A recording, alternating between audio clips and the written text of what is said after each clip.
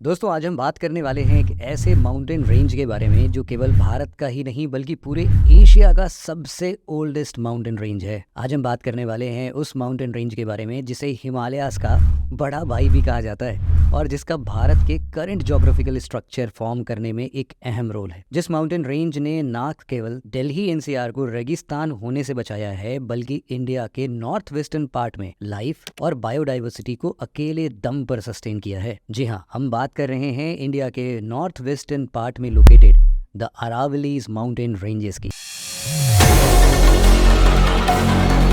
हम डिस्कस करेंगे इंडिया के ओल्डेस्ट माउंटेन रेंज और इसके हिस्ट्री के बारे में, साथ ही हम इसके सिग्निफिकेंस को भी एनिमेशन के थ्रू डिटेल्स में समझेंगे। तो चलिए शुरू से स्टार्ट करते हैं। Extent of Aravallis.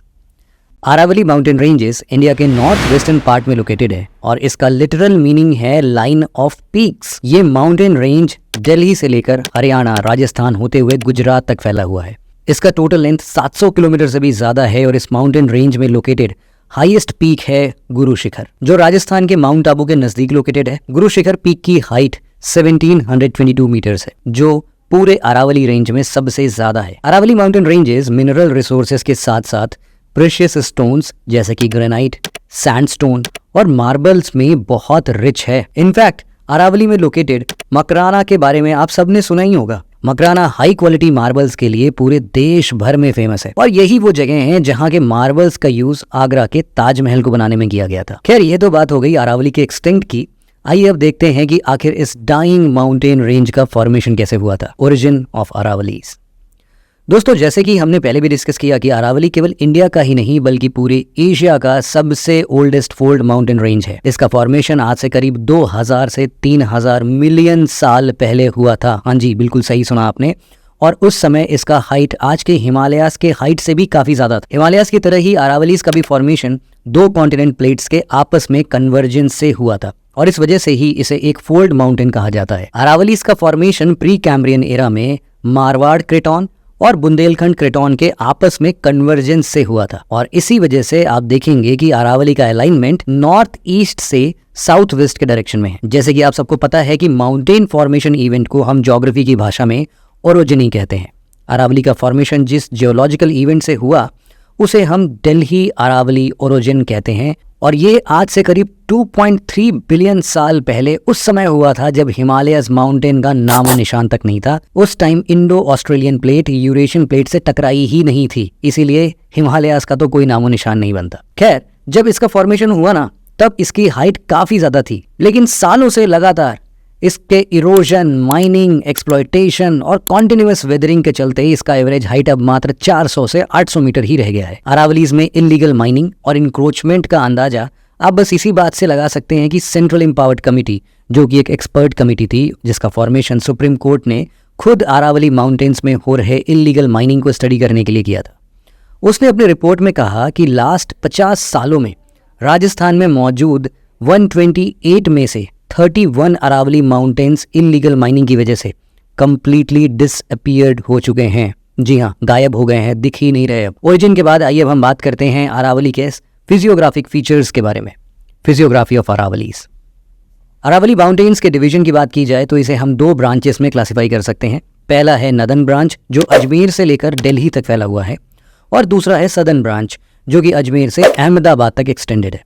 Southern branch के कंपैरिजन में अरावलीज का नदन ब्रांच ज्यादा इरोडेड है और इसकी वजह से इसकी हाइट भी सदर्न ब्रांच के कंपैरिजन में कम है। अरावलीज माउंटेन के लेफ्ट साइड में थार डिजर्ट लोकेटेड है और इसके राइट साइड में लोकेटेड है ईस्टर्न राजस्थान अपलैंड्स। इसी तरह अरावली माउंटेन्स के सदर्न पार्ट में लोकेटेड है गुजरात प्लेन्स और इसके नदर्न पार्ट में लोकेटेड है गंगा यमुना प्लेन्स। राजस्थान में located the great boundary fault Aravalli mountains को गैंगेटिक प्लेन्स और विंध्यान रेंज से सेपरेट करती है। हिमालयन माउंटेन रेंजेस और वेस्टर्न घाट्स की तरह ही अरावली माउंटेन में भी कई सारे पासेस लोकेटेड हैं जिससे ट्रांसपोर्ट और कम्युनिकेशन होता है। अरावली माउंटेन्स में लोकेटेड माउंटेन पासेस में सबसे इंपॉर्टेंट पास है हिस्टोरिकल हल्दी घाटी पास। ये पास राजस्थान के राजसमंद डिस्ट्रिक्ट को उदयपुर डिस्ट्रिक्ट से कनेक्ट करता है। ये पास महाराणा प्रताप और मुगलों के बीच लड़ी गई बैटल ऑफ हल्दी घाटी 1576 के लिए भी काफी फेमस है। अरावली में लोकेटेड दूसरा इंपॉर्टेंट पास है गोरन पास, जो माउंट आबू के नजदीक लोकेटेड है। ये पास उदयपुर सिटी को सिरोही डिस्ट्रिक्ट से कनेक्ट करता है। इसके बाद यहाँ लोकेटेड तीसरा इंपॉर्टेंट पास है गोरम घाट पास, जो राजस्थान के मेवाड़ और मारवाड़ रीजन को कनेक्ट करता है। एक्सटेंट, ओरिजिन और फिलॉसफी के बाद अब हम बात करते हैं अरावली के इंपॉर्टेंस के बारे में, सिग्निफिकेंस ऑफ अरावलीज। दोस्तों ये काफी अनफॉर्चुनेट है कि हिमालयाज के सिग्निफिकेंस के बारे में तो बहुत कुछ लिखा पढ़ा और डिस्कस किया गया है, लेकिन इंडिया के नॉर्थ वेस्टर्न पार्ट में लोकेटेड इस डाइंग माउंटेन के सिग्निफिकेंस को हम अक्सर साइडलाइन कर देते हैं। अरावलीज का इंपॉर्टेंस किसी भी मायने से हिमालय से कम नहीं है, जिसे हम आगे देखेंगे और समझने की कोशिश करेंगे। अरावलीज का सबसे बड़ा सिग्निफिकेंस ये है कि ये इंडिया के नर्दर्न प्लेन्स में डिजर्ट के एक्सपेंशन होने को रोकता है। आज अगर अरावली ना होता तो शायद दिल्ली, ईस्टर्न राजस्थान और वेस्टर्न उत्तर प्रदेश इतने हरे भरे नहीं होते। ये अरावलीज ही है जो ना बल्कि थार डिजर्ट के ईस्टवर्ड एक्सपेंशन के लिए एक मेजर फिजिकल बैरियर की तरह काम करता है, बल्कि ये माउंटेन इंडियन ओशन से आ रही मॉनसून विंड्स को भी ईस्टवर्ड पुश करता है, जिससे कि वेस्टर्न उत्तर प्रदेश, ईस्टर्न राजस्थान, दिल्ली, हरियाणा के साथ साथ पंजाब में बारिश होती है। मॉनसून विंड्स के साथ साथ Aravallis mountain Indus river basin और गंगा रिवर बेसिन के लिए भी एक वाटरशेड की तरह काम करता है। तो आपने देखा कि आखिर कैसे ये अरावलीज ना केवल इंडियन फिजियोग्राफी बल्कि यहाँ के क्लाइमेट, बायोडाइवर्सिटी और भी बहुत कुछ के लिए इंपॉर्टेंट है। आज के समय में जब इन माउंटेन्स का एक्सप्लॉयटेशन अपने चरम पर है,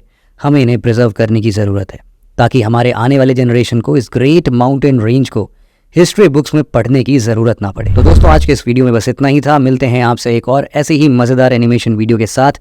तब तक के लिए जय हिंद।